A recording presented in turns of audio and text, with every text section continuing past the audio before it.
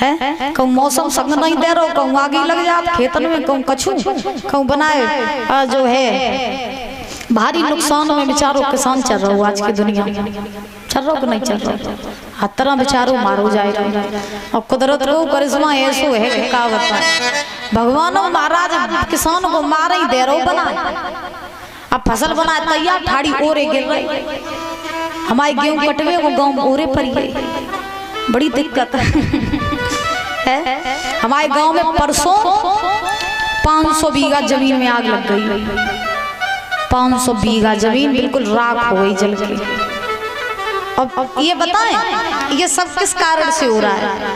ये सब हमारे और आपकी गलतियों के कारण हो रहा है, क्योंकि हम लोग प्रकृति के साथ में खिलवाड़ करते हैं। और जब हम लोग प्रकृति के साथ खिलवाड़ करते हैं तो भगवान भी फिर क्या करें बताओ। अब आदमी जो है वो भगवान से भी ज्यादा चतुर है। एक बात बताओ, भगवान से ज्यादा चतुर बनोगे तो फिर भगवान आपको कहीं नहीं छोड़ेगा, कहीं का ही नहीं छोड़ेगा, याद रखना। तभी तो कहते हैं भगवान से हमेशा डर करके रहना चाहिए। बताओ ओले पड़ रहे हैं, कभी आपने देखा था कि कभी मार्च अप्रैल में कहीं पानी ओले गिरते थे? तो ये सब हमारी और आपकी गलतियों के कारण होता है, ये बात याद रखना। इस सबके जिम्मेदार सिर्फ हम ही और आप लोग हैं। खैर अब होना तो वही होगा जो भगवान चाहेंगे, क्योंकि बिना भगवान की इच्छा के तो एक पत्ता तक नहीं हिल सकता है। तेरी सत्ता के बिना हे प्रभु मंगल मूल, और पत्ता तक हिलता नहीं, खिले न कोई फूल।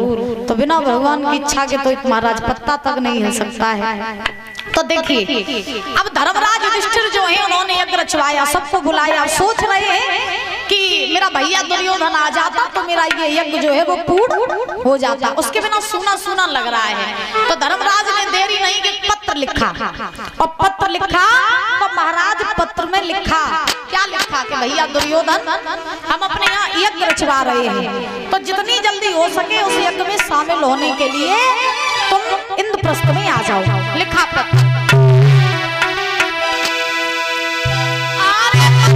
खुशी अपार अब पत्र भिजवाए नगरी अवारी, और दुर्योधन को बुलवाए की के कर रहे तैयारी।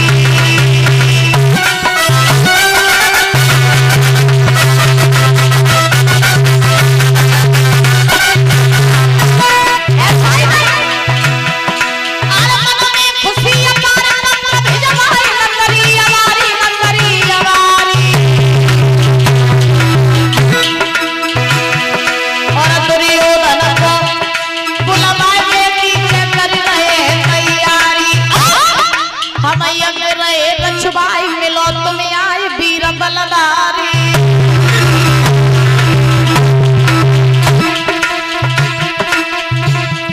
हम यज्ञ रहे रचवाए मिलो तुम्हें आए वीर बलदारी, एक दूत दयो भेजवाए न करी अवारी।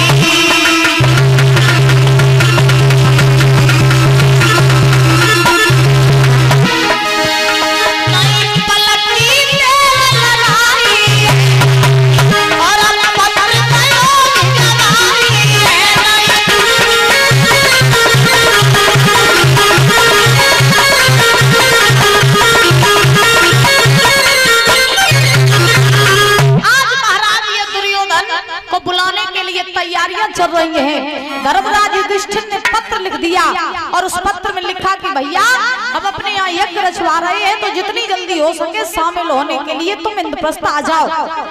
एक मंत्री के द्वारा पत्र हस्तिनापुर में पहुंचा दिया दुर्योधन के पास। अब बाबा मंत्री पत्र लेकर के पहुंचा तो जैसे ही महाराज आज दुर्योधन ने वो पत्र पढ़ा तो बड़ा खुश हुआ, सोचने लगा कि मेरे भैया ने मुझे बुलाया, धर्मराज ने तो मैं जरूर जाऊंगा। देरी नहीं की है, आज महाराज सूत जी समझा रहे 88,000 ऋषियों को कि ऋषियों, दुर्योधन घोड़ा पर सवार हुआ और घोड़े पर सवार होकर के इंद्रप्रस्थ की सीध लगा ली। देरी नहीं की है, अरे नहीं पलटी करी अवारी।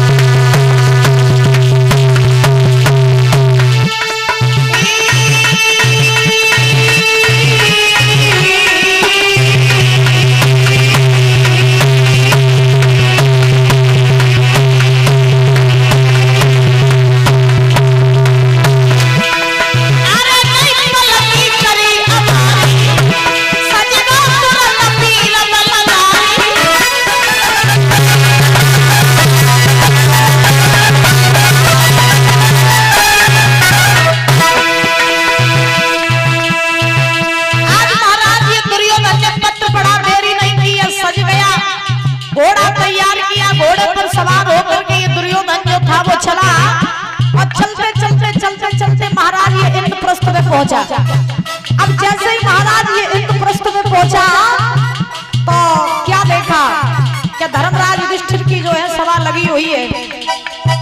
अब सभा में बड़े बड़े वीर बड़े बड़े बहादुर विराजमान हैं।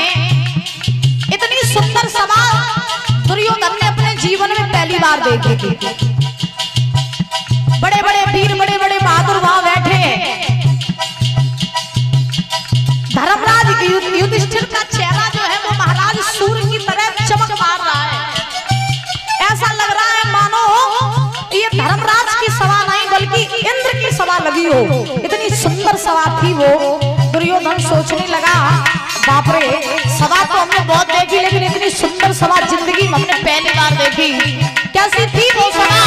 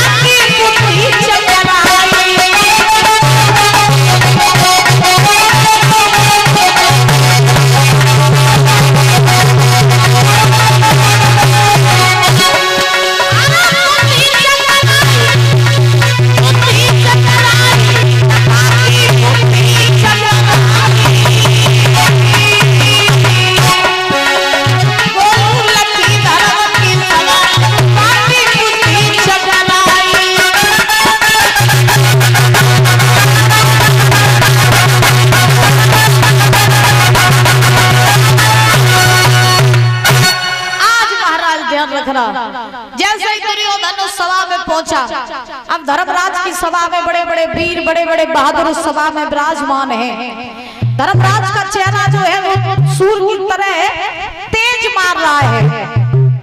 अब दुर्योधन पहुंचा। अब युधिष्ठिर ने बड़ा सम्मान किया, उच्च आसन पर बैठाया और कहा भैया आ गए आप? बोले हाँ आ गए। बड़े आनंद के साथ में बिठाया। चारों तरफ खुशहाली खुशहाली छा रही है दादा। अब सूत जी महाराज समझा रहे 88,000 ऋषियों को कि ऋषियों, दुर्योधन वहीं बैठा है उसी सभा में। यज्ञ जो है महाराज प्रारंभ हुआ। बड़ी देर तक यज्ञ चलता रहा, यज्ञ पूरा हुआ। और जैसे यज्ञ पूरा हुआ तो दुर्योधन ने जब देखा कि यज्ञ पूरा हो गया तो धर्मराज से कहा कि भैया आपका यज्ञ पूरा हो गया है, अब आप कहो तो हमें विदा दीजिए और हम घर जाना चाहते हैं। तो धर्मराज ने कहा ठीक है, यज्ञ तो पूरा हो ही गया है, अब आप जाइए घर। तो ये दुर्योधन दादा विदा मांग करके चला हस्तिनापुर के लिए। अब दुर्योधन ने सोचा क्या जा तो रहे हैं तो लामिक चलते चलते, फिर पता नहीं कब आए पाए इंद्रप्रस्थ में, तो लामिक चलते चलते जो है धर्मराज युधिष्ठिर के महल और देखकर चले। जब इनकी सभा इतनी सुंदर है तो फिर इनके महल कितने सुंदर हुए। तो दुर्योधन धर्मराज के महल देखने के लिए चला और जैसे ही महलों में पहुंचा तो धर्मराज युधिष्ठिर के महल देखे तो दुर्योधन चक्कर में पड़ गया। कैसे थे धर्मराज के महल? धर्मराज के महल ऐसे थे,